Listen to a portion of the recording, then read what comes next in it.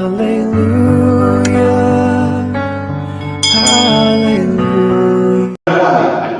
కృప దేవుడు మీ అందరికీ దయచేయుగాక. ఆమేన్. ప్రార్థన చేసుకుని ఈరోజు వాక్యము ధ్యానంలోకి వెళ్ళిపోదాము. అందరూ కూడా మీరు ఎక్కడున్నప్పటికీ బైబిల్ శబ్దం ద్వారా ఒకవేళ ఈ మాటలు వినబడుతున్నప్పటికీ లేదా ఫేస్బుక్ లైవ్ ద్వారా కానీ యూట్యూబ్ ద్వారా కానీ మీరు వాక్యాన్ని వింటున్నప్పటికీ ప్రార్థన చేయండి. ప్రార్థన ఏంటి గురించి మనం ప్రార్థిస్తూ చిన్న ప్రార్థన చేసుకున్నాము. దేవుడు మహాకృప మనందరికీ కూడా ఇప్పుడు ఉన్నతమైన స్థితిలో నిలబెట్టలుగాక. ప్రార్థన ప్రారంభంగా తండ్రి, నీ పరిశుద్ధమైన శ్రేష్టమైన ఘనమైన నామములకు స్తుతులు స్తోత్రములు తండ్రి. దేవా, అద్భుతములు చేయవాడు, ఆశ్చర్య కార్యములు చేయవాడు, ఉన్నదిన్నట్టుగా నిలబడినట్టుగా చేయగలిగిన గొప్ప దేవుడు తండ్రి. ఇది నాయన ఈరోజు యొక్క అక్టోబర్ మాసంలో 8వ తారీఖు యొక్క తండ్రి మంగళవారం ఈ పాత సన్నిధిలో ఉండడం వీరిచిన అవకాశం బట్టి వందనాలు తండ్రి. నిజమే నాయన, రాత్రంతా కూడా చక్కటి నిధులు అనుగ్రహించి ఇదిగో మళ్ళీ ఉదయకాల సమయంలో ఈ పాత సన్నిధి వచ్చి ప్రార్థించుకునే పాత్రను నిలిచిన విధానం స్తుతులు స్తోత్రములు చెల్లిస్తూ ఉన్నాము తండ్రి. దీనులు బలపడగా యెహోవా ఇచ్చిన మాట ప్రకారంగా దీనులు బలపెడుతున్నాం ప్రభువా. మా దీని ప్రార్థన పరమందు చేర్చుకోండి. అలాగే నాయన విదేశాల్లో బిడ్డలు, సందేశంలో ఉన్న బిడ్డలు, అలాగే నాయన క్రీస్తు స్వరం ప్రార్థనలో ఉన్న బిడ్డలు, మహిళ క్రీస్తు ప్రార్థనా మందిరంలో ఉన్న బిడ్డలు, రేపు జాములకి ధ్యాన పరిచయంలో బిడ్డలను దీవించండి, ఆశీర్వదించండి. ఎవరైతే సత్యవాక్యం విభజించు వాక్యానుసారంగా బ్రతుకుతున్నారో కుటుంబాన్ని దీవించండి. అలాగే ఆకలితో వారికి ఆహారములు, వస్త్రం తీసుకున్న వారికి వస్త్రములను, అనారోగ్యంతో వారికి ఆరోగ్యములు, బలహీనులకు బలములు, భయంతో ఉన్న వారికి ధైర్యములు, సమస్యలు మీరు దయచేయమని ప్రార్థిస్తూ ప్రార్థించడంతో వాక్యములు ధ్యానిస్తూ ఉండగా ఇది మంది మాట్లాడు బలపరిచి స్థిరపరచమని మాతో యేసుక్రీస్తు వారి నామమున ఈ ప్రార్థన మనం నడిపించున్నాము తండ్రి. ఆమేన్, ఆమేన్. అందరికీ మరొకసారి దేవాలయం మహాకృపను బట్టి, దేవుడు ఇచ్చిన గొప్ప అవకాశాన్ని బట్టి ఏమిచ్చినా మనము తీర్చలేకున్నాము. నిజమే దేవుడు వల్ల. ఎందుకంటే దేవుడి యొక్క మాట చాలా విలువైనది. ఎంత గొప్పదంటే ఆయన ఎప్పుడు కూడా బలపరుస్తూ ఎప్పుడు తన వాక్యంతో మనల్ని నడిపిస్తూ, ఈరోజు ఈ ఉదయాన్ని మనం ఆయన మందిరానికి రాజుగా మనంటే మన గొప్పతనం ఏమీ లేదు. ఇందులో మనము వచ్చాము గొప్పవాళ్ళము అనుకోవడానికి కూడా ఏమీ లేదు. ఎందుకంటే ఆయన కృపణితోడుగా ఉంది కనుక ఆయన నిన్ను లేవడానికి ఆయన అవకాశం ఇచ్చాడు కనుక, ఆయన మనకి నడిపించాడు కనుక, ఉదయాన్నే లేవగలిగాడు కనుక, ఎక్కువనే లేవగలిగాడు కనుక, దేవుడు మనల్ని లేపాడు కనుక. నిజమంటే మనం ఎప్పుడైతే ఒక పని చేయాలనుకుంటామో అది ప్రార్థనలో పెట్టుకుంటే దేవుడు మనల్ని ఎత్తు ఉంటాడు. ఈరోజు ప్రతిరోజు మనం ఉదయాన్నే తెల్లవారుజామునే లేవడానికి కారణం ఏంటంటే నువ్వు అనుకున్నావు కాబట్టి లేవలేదు, దేవుడు నిన్ను లేపుతున్నాడు, దేవుడు నిన్ను నడిపిస్తున్న. నిజమే, నువ్వు ప్రార్థన చేయాలి ప్రతిరోజు. తండ్రి నీ సన్నిధిలో నీ గడపాలి, లేదా ప్రతిరోజు లేచిన వెంటనే నీతో నేను గడపాలి, నీతో నేను మాట్లాడుకోవాలి, నీ పాట పాడుకోవాలి, నువ్వు ఇచ్చిన గొప్ప అవకాశాన్ని బట్టి మనల్ని స్తుతించుకోవాలి, నిన్ను మహిమపరచాలి అనే ఒక ఆలోచనతో ప్రతి దినము ఉండాలి దేవుడు వల్ల. ప్రతి దినము. అందుకే ఒక భక్తుడు చక్కటి పాట రాయడం జరిగింది. ఏంటది? కూర్చుందులు నీ సన్నిధిలో దేవా ప్రతిదినము, ధ్యానింతులు నీ వాక్యమును దేవా ప్రతిక్షణము. ఎస్, ప్రతిరోజు దేవుడి సన్నిధిలో కూర్చోవాలి, ప్రతి క్షణము వాక్యాన్ని ధ్యానించాలి. నిజమే దేవుడు అతి గొప్ప అవకాశము దేవుడు నీకును నాకును మనందరికీ దయచేయుగాక. ఆమేన్, ఆమేన్. ఒక్కసారి అందరూ కూడా యెషయా గ్రంథము 28వ అధ్యాయానికి వచ్చే దేవుడు ఏం మాట్లాడబోతున్నాడు జాగ్రత్తగా పరిశీలన చేద్దాము. కీర్తన గ్రంథము 29వ అధ్యాయము. మొదటిగా మనం రావాల్సింది ఎక్కడికంటే యెషయా గ్రంథం మొదలుపండి. యెషయా గ్రంథము 29వ అధ్యాయము. యెషయా గ్రంథము 29వ అధ్యాయము. ఇక్కడ దేవుడు మాట్లాడుతూ, యెషయా గారి ద్వారా దేవుడు మాట్లాడుతూ ఏమని కనిపిస్తున్నారు అంటే, చాలా మంది ఈరోజు నటించే క్రైస్తవులు కనిపిస్తున్నారు. ప్రియ సహోదరి సహోదరులారా, నటించే క్రైస్తవులు అంటే వేషధారణ భక్తితో అంటే మనం ఉండకూడదు. మనం ఎలా ఉండాలి అంటే యథార్థవంతులుగా ఉండాలి, నీతివంతులుగా ఉండాలి. అలాగే దేవుడు అంత మాట్లాడి, యెహోవా నీ గుడారము అతిథిగా ఉండదగిన వాడెవడు, నీ పరిశుద్ధ పర్వతం మీద నివసించదగిన వాడెవడు? ఎవడు అంటే యథార్థమైన ప్రవర్తన కలిగి నీతిని అనుసరించు హృదయపూర్వకముగా నిజము పలికి వాడే అట్టి వాడే ధన్యుడు అని వాక్యం సెలవిస్తుంది. ప్రేమ దేవుడు ఇక్కడ ఏం మాట్లాడుతున్నారు, ఇక్కడ ఏ విషయం తెలియజేస్తున్నారు, ఈనాడున్న ప్రజలు ఎలా ఉన్నారు, ఆనాడున్న ప్రజలు ఎలా ఉన్నారు అనేది మనం ఆలోచించగలిగితే ప్రేమ దేవుడు ఒక్కసారి ఆ ప్రజలలా మనం ఉన్నామా, ఉంటే దేవుడు ఇష్టపడతాడా? ఈ ఉదయకాల సమయంలో దేవుడు మనతో మాట్లాడుతున్న మాట ఏంటంటే, నువ్వు ఒక్కసారి పరిశీలన చేసుకో, పరీక్షించుకో. నీతో దేవుడు ఉండాలి, నడవాలి అని అంటే నీవు ఎలా ఉండాలి, నీ జీవితం ఎలా ఉండాలి, నీ నడవడిక ఎలా ఉండాలి, నీ ప్రవర్తన ఎలా ఉండాలి, నీ బ్రతుకు ఎలా ఉండాలి, నీ మాట ఎలా ఉండాలి అంటే చాలా క్లియర్గా మాట్లాడుతున్నాడు. చాలా క్లియర్గా. ఒక్కసారి యెషయా గ్రంథం 29వ అధ్యాయం 13వ వచనంలో ఏ ప్రభువు ఎలా సెలవిచ్చుచున్నాడు అని రాయబడి ఉంది. 13వ వచనంలో ప్రభు ఎలా సెలవిచ్చుచున్నాడు, ఈ ప్రజలు నోటి మాటతో నా యొద్దకు వచ్చుచున్నారు, పెదవులతో నన్ను గనపరుచుచున్నారు. చూడండి, ఏం చేస్తున్నారంటే ప్రజలు అని ఆలోచిస్తే, ఈ ప్రజలు నోటి మాటతో నా యొద్దకు వచ్చుచున్నారు, రెండవది పెదవులతో నన్ను గనపరుచుచున్నారు. గనపరుస్తున్నారు, రైట్. దేంతో?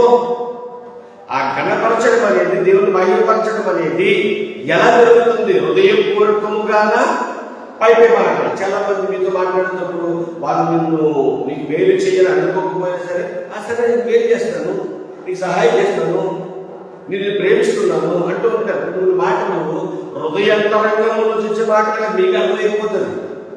పై మాట్లాడే మాట్లాడితే అనే వందనాలు పై మాటలు, అది హృదయపూర్వకంగా రాదు. చిరునవ్వులు ఉంటారు, ఆ చిరునవ్వు హృదయపూర్వకంగా నవ్వరు. ఏదో ఎదురున్న మనిషి కనిపించడం నవ్వకపోతే ఏమనుకుంటాడు, నన్ను తప్పుపడతారేమో అని వాళ్ళ స్మైల్ చెడిపోతూ ఉంటారు, లేకపోతే అన్న వందనాలు చెప్పి చెడిపోతూ ఉంటారు. అంటే ఈ కులుకునే హృదయంలోంచి రావు, పైనే మాట్లాడుతూ ఉంటారు, పైనే మెరుగులు రుద్దుతూ ఉంటారు. ఇప్పుడు మన కళలో చాలా చూస్తున్నాం కదండి, లోన ఒకటి బయట ఒకటి. లోనేమో ద్వేషం ఉంటుంది, బయటేమో గొప్పగా మాట్లాడుతారు. వీళ్ళందరూ వేషధారులు. ఇక్కడ ఎలాగైతే దేవుడు మాట్లాడుతున్నారో అదే విధంగా వాళ్ళు ఉంటారన్నమాట. నేను అంటున్నాను కదా, నా జీవితంలో నేను అలాంటి ఎన్నో చూశాను. ఒకటి, ప్రేమిస్తే వారితో మాట్లాడితే హృదయపూర్వకంగా మాటలు రావాలి. నటించకండి. వాళ్ళు ఏదో అనుకుంటారని కానీ, వాళ్ళు ఏదో మాట్లాడతారని కానీ, వాళ్ళు ఏదో తప్పుగా భావిస్తారని డైరెక్ట్ గా ఉండదు. ఒకటి చెప్పండి, డైరెక్ట్ గా వాళ్ళతో మాట్లాడండి, హృదయపూర్వకంగా వాళ్ళతో నవ్వండి. అంతేగాని నటనలు వద్దు, నటించొద్దు, నటనా జీవితం మనకు వద్దు. ఇది నటనాలయమే. ఇక్కడ కొన్ని రోజులు ఉండాలి, మనం మళ్ళీ వెళ్ళిపోవాలి. అలాగే ఇది నటనాలయం కాబట్టి మనం నటించిన పర్లేదు లేదు, నటించడం అనేది తప్పు ప్రేమ దేవుని వల్ల. ఎందుకంటే నటన అంటే వేషధారణ అనేది దేవునికి ఇష్టము కాదు ప్రేమ దేవుని వల్ల. కాబట్టి ఇక్కడ ప్రభు అంటే దేవుడు ఏమని శ్రమిస్తున్నాడు అంటే, తమ హృదయంలో నాకు ఇప్పుడు పెదార్థులను కనపరుచుచున్నారు. కానీ కనపరచడం ఓకే, మహిమపరచడం ఓకే, నా గురించి చెప్పడం ఓకే, కానీ ఆ చెప్పేది కానీ గణపరిచేది కానీ మహిమపరిచేది కానీ హృదయపూర్వకంగా లేనిది నటనలు, పై నటనలు అంటున్నాడు. గాని అని తమ హృదయమును నాకు దూరము చేసుకుని ఉన్నారు. ఎంత బాధాకరమైన విషయం అండి. పొగుడుతున్నారు కానీ హృదయం ఇవ్వట్లే. వాళ్ళని గణపరుస్తున్నారు, వాళ్ళ హృదయానికి ఇవ్వట్లే. వాళ్ళని భయపడుతున్నారు, వాళ్ళ హృదయానికి ఇవ్వట్లేదు. చూడండి, ఈరోజు ఒకవేళ ఇలాగేమని మీరు ఉన్నారేమో, దేవుడు అస్సలు ఇష్టపడకండి. దేవుడు ఒప్పుకోడు. నువ్వేదో గొప్పగా దేవుడు పని చేస్తున్నానని, నేను గొప్పగా ఉన్నానని ఒకవేళ అనుకుంటున్నావు, అనుకుని నీ హృదయం దేవుడికి దూరంగా పెట్టేస్తున్నావేమో. నేను దేవుడి సేవలో ఉన్నాను, దేవుడి పనిలో ఉన్నాను, దేవుడి పాటలు పాడుతున్నాను, వాక్యం చెబుతున్నాను అని ఒక భ్రమలో ఉన్నావేమో. దేవుడు అంటున్నాడు, నువ్వన్నీ చేస్తున్నావు, పెదాలతో కనపరుస్తున్నావు, మాటలతో కనపరుస్తున్నావు, కానీ నీ హృదయం కావాలి. నాకు నీ హృదయం కావాలి. అప్పుడే సహోదరుడు అంటున్నాడు దేవుడు. నా పిల్లలారా, మీరు నటించొద్దయ్యా, వేసగాలొద్దయ్యా, మీ హృదయం నాకు కావాలి. కానీ ఏమైందంటే వారి హృదయమును నాకు దూరం చేసుకుని ఉన్నారు. నెక్స్ట్, వారు నా ఎడల చూపు భయభక్తులు. వారు నా ఎడల అంటే భయభక్తులు కూడా చూస్తున్నారట. చూడండి, ఈరోజు చాలా మంది మాకు భయం ఉంది, భక్తులు అంటారు. భయం ఉంది కాబట్టి ఆత్మ బంధువులకు వెళ్తున్నాం, భయం ఉంది కాబట్టి బాధపడుతున్నాం, భయం ఉంది కాబట్టి ప్రార్థన చేస్తున్నాం. ఇది భక్తి. మాకు భక్తి లేదని మీరు ఎలా అంటున్నారు? ఇదిగో మేము చాలా చక్కగా ఉన్నాం కదా, మేము చక్కగా ప్రార్థిస్తున్నాం కదా, చక్కగా పాట పాడుతున్నాం కదా, పాట బాధిస్తున్నాం కదా, ఇదిగో కొంతమంది పాట పాడుతూ బాధగా మీ బాగా పాడుతున్నారు కదా అని వంకలు పెట్టేవారు కూడా లేకపోలేదండి. వాళ్ళు పాట పాడతారు కాదంటే, పాట పాడేవారు వంకలు పెట్టేవారు కూడా ఉంటూ ఉంటారు. అంటే వీరందరూ ఎలా ఉంది, వీరు భయభక్తులు ఎలా ఉన్నాయి అని అంటున్నాడు. వారు నా ఎడల చూపు భయభక్తులు. అబ్బా, ఏంటంటే మానవుల విధులు బట్టే వారు నేర్చుకునేవి కాక నేను మరలా ఈ జన్మ ఆశ్చర్య కార్యము జరిగించును. కింద వచ్చే విషయం చెప్తాను కూడా ఇక్కడ ఆందోళన. అంటే ఈనాడు మనం ఎలా ఉన్నామో దీన్ని బట్టి ఆలోచించండి. రేపు యేసుక్రీస్తు ప్రభువు మాట్లాడిన మాట కూడా చూపిస్తాను. ఇప్పుడు తండ్రి అయిన దేవుడు మాట్లాడుతున్నాడు. ఈ యొక్క యేషయా ప్రవక్త గారి ద్వారా ఎవరు మాట్లాడుతున్నారు అంటే, ఇదిగోనయ్యా, ఇక్కడ ఈ ప్రజలు ఉన్నారే, ఇశ్రాయేలు ప్రజలు ఉన్నారే, యూదులు ఉన్నారే, వీళ్ళు ఏం చేస్తున్నారు అంటే నన్ను గణపరుస్తున్నారు, నన్ను భయపరుస్తున్నారు, కానీ అది హృదయంలోంచి రావట్లేదు. పైనే ఆ పెదాలతో నన్ను ఏం చేస్తున్నారు, గణపరుస్తున్నారు. ఇట్టి గణపరిచే మహిమ నాకొద్దు. దేవుడు చెప్తున్నాడు. అప్రియ సహోదరి నువ్వు కూడా ఒకవేళ వేసగాల భక్తి బతుకుతూ నేను గొప్పవాడిని అనిపించుకోవడానికి దేవుడు ఎదుట నువ్వు నాటకాలు ఆడుతున్నావా, ఇది వద్దంటున్నాడు దేవుడు. అప్రియ సహోదరి నువ్వు పెదాలతో కనపరుస్తున్నావు, పెదాలతో పాట పాడి చనిపోతున్నావు, నువ్వు పాట పాడుతున్నావు, హృదయపూర్వకంగా వస్తుందా? నిజంగా హృదయపూర్వకంగా వస్తే దేవా నా జీవితం నీకు అంకితం ఉన్నప్పుడు ఇంకా మన జీవితంలో ఎలాంటి కష్టాలు వచ్చినా కూడా దేవునికి అంకితం చేయాలి. అర్థమవుతుందా? నువ్వేదైతే పాట పాడుతావో ఇక్కడ ఆ పాట హృదయపూర్వకంగా పాడాలి. ఏదైతే ప్రార్థన చేస్తావో హృదయపూర్వకంగా ప్రార్థన చేయాలి. అప్పుడు దేవుడు దాన్ని ఓకే చేస్తాడు, దేవుడికి ఒప్పుకుంటాడు, దేవుడు నిన్ను మహిమపరుస్తాడు. నిన్ను మహిమపరుస్తాడు. దేవుడు ఎలా తెలుస్తా? లోకంలో అనేకమంది ఉండవు కానీ, లేదా అనేకమంది ఉన్నారు కానీ వారికంటే గొప్ప స్థితులను పెడతాడన్నాడు. నీ ఉన్నతమైన స్థితులను పెడతాడని మాట్లాడుతున్నాడు దేవుడు. ఎందుకంటే నీ భక్తి ఎలా ఉందయ్యా? ఈరోజు దేవుడు హెచ్చరిక మాట్లాడమంటే వెళ్తున్న మాట, నీ భక్తి ఎలా ఉంది? భక్తి అంటున్నాడు. మన చూడండి ఎవరంటే, వారు నాయన చూపు భయభక్తులు మానవ విధులు బట్టి వారు నేర్చుకున్నవి కాదు, కానీ కాక నేను మరలా వీరేదో అనుకుంటున్నారు. వీరు నాయన భయభక్తులు బతుకుతారు అనుకుంటున్నారు, కానీ భక్తి సరైనది కాదు. ఆ భక్తి సరైనదైతే కాదు. భక్తి సరైనది కారణంలో తెలుసా? యథార్థమైన ప్రవర్తన కలిగి ఉండాలి. యథార్థంగా బతకట్లేదు వీళ్ళు. వీళ్ళు నీతిని అనుసరించి నడవాలి. నీతిని అనుసరించి నడవట్లేదు వీళ్ళు. హృదయపూర్వకంగా నిజం పలకాలి. అబద్ధం మాట్లాడుతున్నారు వీళ్ళు. మాటి మాటికి అబద్ధాలు మాట్లాడుతున్నారు. కాబట్టి ఇంటి వారు నాకు అసహ్యము. ప్రియ సహోదరు, ఈరోజు నీతో నాతో మాట్లాడుతున్నాడు. ఒకవేళ మీరు అలా ఉన్నారా?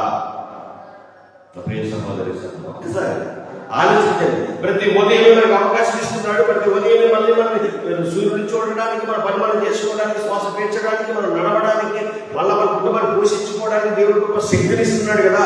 శక్తినిచ్చే దేవుడికి నువ్వు భయభక్తులు కలిగి బ్రతుకుతున్నావా? భయభక్తులను హృదయపూర్వకంగా బ్రతుకుతున్నావా? లేకపోతే పైపైనే భక్తి చేస్తున్నావా? ఇది గుర్తుపెట్టుకోండి, ఆలోచించండి. ఆనాడు ఇది ఇశ్రాయేలుకి దేవుడు మాట్లాడుతున్న మాట వదిలేని కాదు, మనతో కూడా మాట్లాడుతున్న మాట.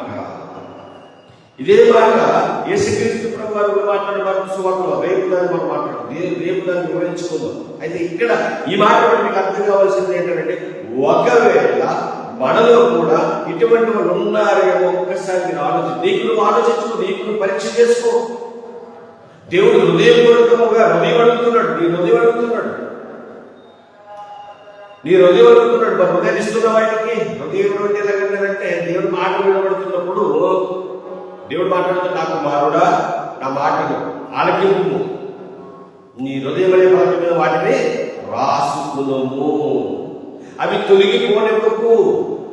నీ హృదయంలో నుంచి జీవధారలు బయలుదేరాలి, జీవకోటలు బయలుదేరాలి. కాబట్టి వేషధారణ బ్రతకొద్దు, యథార్థంగా బ్రతకండి, నీతిగా బ్రతకండి, హృదయపూర్వకంగా నిజమే మాట్లాడండి. అక్కడ ఒక మాట ఇక్కడ ఒక మాట వద్దు, ఏ విధంగా పట్టుకోకండి. మీరు నీతిగా బ్రతకండి, అప్పుడు నా పరిశుద్ధ ఆలయంలో మీరు ఉండడానికి అర్హులవుతారు. కాబట్టి ప్రేమ దేవుడు అన్న దేవుడికి గొప్పగా ఈరోజు మనతో మాట్లాడాడు. మనం సరి చేసుకోమంటున్నాడు. ఒకవేళ తప్పు చేస్తున్నామేమో సరి చేసుకో, నేను అత్తుకుంటాను, నిన్ను ఎందుకు చేర్చుకుంటాను. కానీ తప్పులు కంటిన్యూ చేయొద్దు, మరణ చేయొద్దు. అతిక్రమం దాచిపెట్టేవాడు వడ్డెరుడు, వాటిని ఒప్పుకుని విడిచిపెట్టిన వాడు దేవుని కనికరాన్ని పొందుకుంటాడు. ఎస్, మీరు దేవుని కనికరాన్ని పొందుకోవాలి.